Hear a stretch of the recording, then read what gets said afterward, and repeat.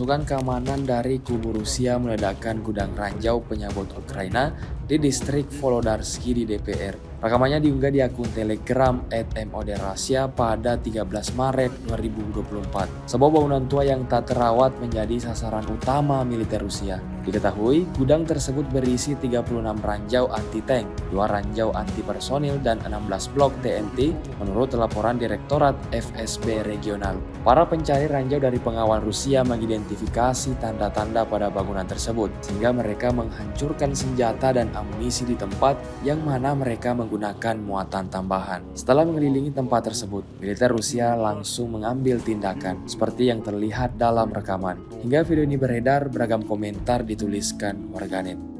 Нами было обнаружено противотанковые мины, установлены в дверных проемах. Одна мина установлена здесь.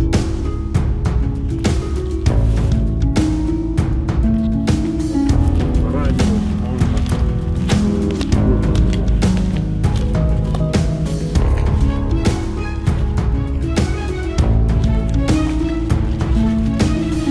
При входе в комнату установлена вторая мина.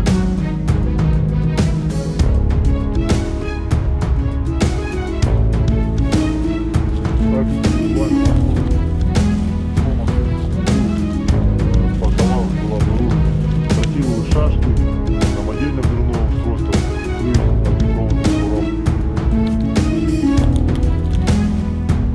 Данный противотанковый мины, противные шашки, самодельно взрывного устройства.